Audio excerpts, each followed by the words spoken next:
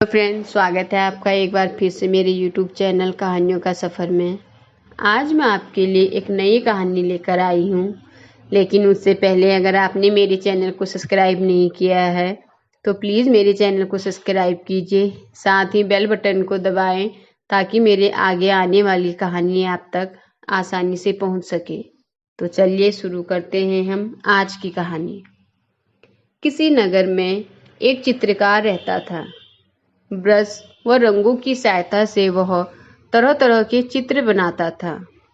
उसके चित्र बहुत सुंदर और आकर्षित होते थे, पर अफसोस की बात थी, नगर में उसकी कला की कोई कद्र नहीं करता था। चित्रकार के बनाए हुए चित्र लोग बहुत सस्ते मूल्य पर भी खरीदने को तैयार नहीं होते थे। इसी कारण चित्रकार को रोटियों के लिए लाले पड़े थे। चित्रकार ने सोचा, ऐसी कला से क्या लाभ जो पेट भरने के लिए रोटी भी न दे सके। अब मैं चित्र बनाना छोड़कर कोई छोटा मोटा व्यापार या नौकरी ही कर लूँगा। कम से कम 2 वक्त की रोटी तो ठीक से नसीब होगी। यह निश्चय करके वह सो गया। उस रात भी उसने कुछ नहीं खाया था। देवदूतों ने स्वर्ग में जाकर कला की देवी को चित्रकार की हालत बताई और उसका निश्चय भी सुनाया। देवी सोचने लगी, अगर ऐसा ही होता रहा तो धीरे धीरे दुनिया के सभी कलाकार अपनी कला छोड़कर व्यापार करने लगेंगे। तरह दुनिया से कला खत्म ही हो जाएगी। कला नहीं रहेगी तो मुझे भी कौन पूजेगा। कुछ तो करना चाहिए। सुबह हुई। हालांकि रात को चित्रकार ने निश्चय किया था कि वह कोई चित्र नहीं बनाएगा। फिर भी सुबह उठकर उसने एक चित्र बनाना शुरू किया। करीब 1 घंटे बाद चित्र पूरा किया।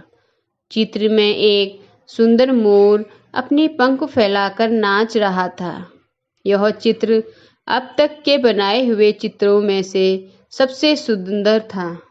इस चित्र को अवश्य ही कोई खरीद लेगा, यह सोचकर चित्रकार अपने घर से निकल पड़ा। घूमते घूमते शाम हो गई, पर चित्र न बिका। भूख के मारे उसका बुरा हाल हो गया।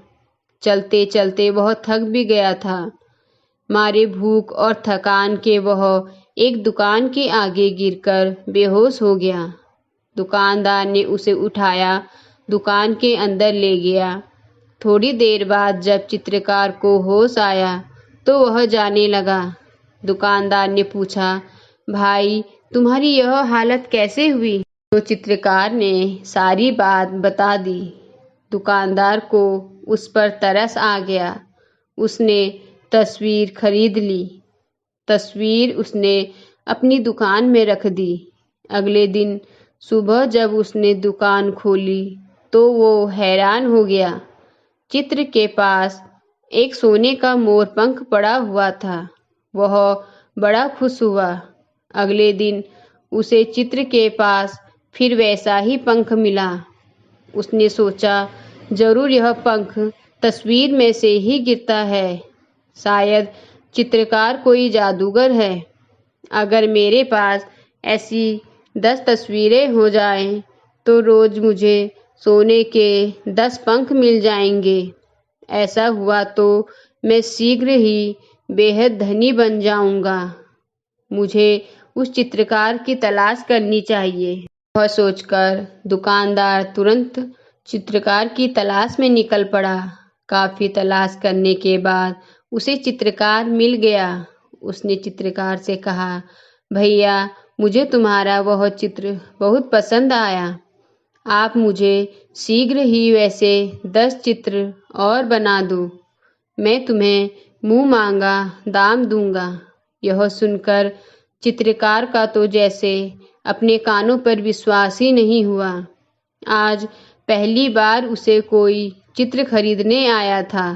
उसने कहा, ठीक है, आपको कल चित्र मिल जाएंगे। अगले दिन दुकानदार को चित्र मिल गए। उसने वे चित्र भी अपनी दुकान में ही रख दिए। वह बेसब्री से सुबह होने के इंतजार में था। सारी रात उसने करवटें बदल बदल कर काटी। वह हिसाब लगाता रहा।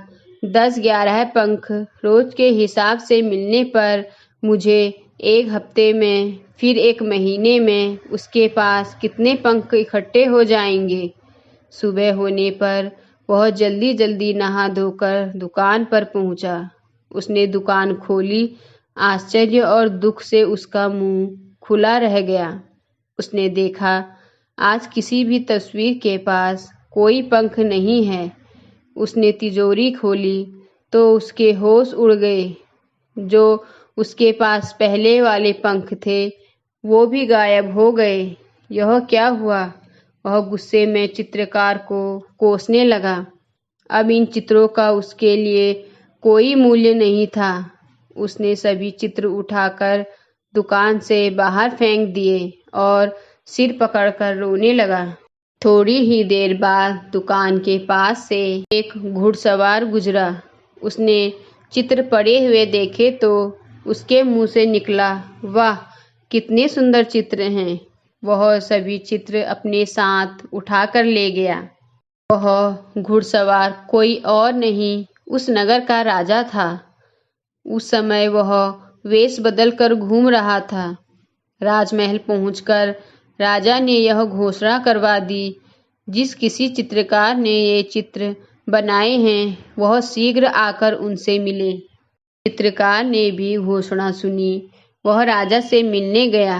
राजा ने कहा, मुझे मालूम नहीं था मेरे राज्य में भी इतने महान कलाकार हैं।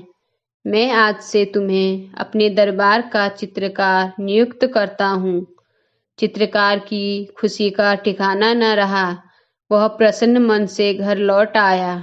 अब उसे एहसास हो रहा था कि कला अनमोल है, चाहे देर से ही क्यों ना हो। कला की कद्र होनी जरूरी है। तो दोस्तों, आपको आज की कहानी कैसी लगी मुझे कमेंट करके ज़रूर बताएं। धन्यवाद।